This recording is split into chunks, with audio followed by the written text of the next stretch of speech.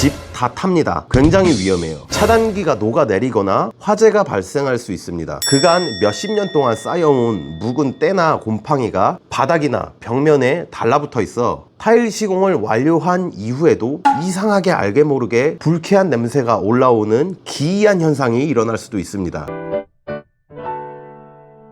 여러분 안녕하세요, 모해입니다. 오늘은 구축 아파트 인테리어 공사 시에 요 시공 해놓고 후회하시는 분들이 너무 많아서 제가 이번 컨텐츠 준비해봤습니다. 바로 말씀드리겠습니다. 우선 첫 번째로 타일 덧방 시공. 여러분들 인테리어 시공 계획 시에 비용을 아끼고자 화장실 타일을 전체 철거하지 않고 덧방 시공을 계획하시는 경우가 있는데요. 구축 아파트의 경우에 저희 모해 디자인에서는 전체 철거를 원칙으로 하고 있습니다. 타일 덧방 시공 전에 이 타일 덧방 시공이 가능한지 체크를 어떻게 하냐면 화장실 벽에 붙어있는 타일들을 손으로 한번 두드려 봅니다. 그랬을 때 안에 텅텅거리는 소리가 나거나 속이 빈 깡통 같은 소리가 나진 않는지, 타일이 잘 붙어있는지 이런 식으로 체크를 해서 타일 덧방 시공을 하게 되는데요. 사실 구축 아파트 같은 경우에 이미 건물 내부의 몸체 자체가 많이 약해져 있는 상태입니다. 크랙도 계속해서 진행이 일어나고 있고요. 타일이 언제 들뜸 현상이 일어날 수 있는지 아무도 모르는 거예요. 이러한 하자가 생기기까지 내일이 될 수도 있고 1년 후가 될 수도 있습니다. 요거 덧방 시공 그대로 해놓게 되면 추후에 타일이 계속해서 탈락을 하게 되면서 결국에는 타일이 한 번에 우수수 떨어지는 그런 하자가 발생할 수 있습니다. 또 노후화된 타일의 매지 사이사이로 그간 몇십 년 동안 쌓여온 묵은 때나 곰팡이가 바닥이나 벽면에 달라붙어 있어 타일 시공을 완료한 이후에도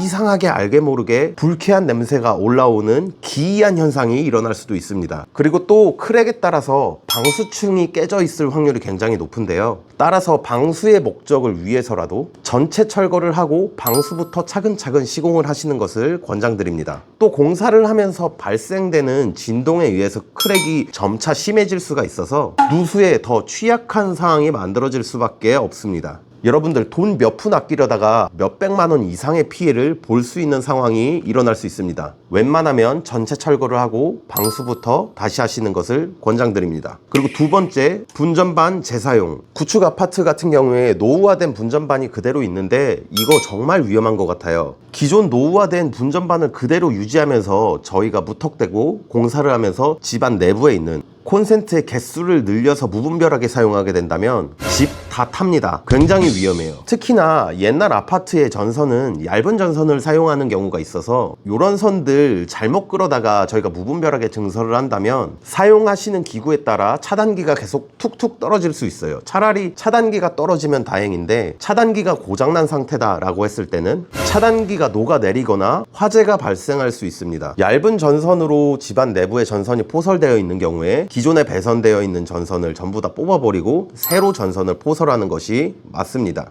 그리고 여러분 요즘 세대 공사를 하면 기본적으로 다 인덕션이나 에어컨 많이 설치를 하시죠. 요런 건 당연히 단독 배선, 단독 차단기를 필수적으로 하고요. 뿐만 아니라 요즘 집 안에 들어있는 가전기구의 용량이나 개수 자체도 예전하고는 많이 달라졌어요. 실제로 제가 시공했던 현장 중에 구축 아파트가 아니었던 경우임에도 차단기가 갑자기 계속 떨어진다는 연락을 받고 가봤더니 차단기가 하나 녹아 있더라고요. 그래서 그 집은 제가 차단기 전체 교체를 다시 해드렸고요. 구축 아파트의 경우에는 특히나 분전반이 많이 노후화되어 있어서 상태가 굉장히 안 좋습니다. 우리 신식 가전제품들을 대량으로 받아들일 준비가 아직 되어 있지 않은 거죠. 요거 간과하시고 있다가 집에 불이 날 수 있어요. 진짜로 집이 불에 다 타버립니다. 분전반 교체를 계획한다 하더라도 분전반 자재비와 인건비 포함해서 40에서 50만 원 정도의 돈이면 교체가 가능한데 괜히 집 터트리지 마시고 분전반을 교체해서 새로운 집에서 안전한 삶을 영위하시길 바라겠습니다.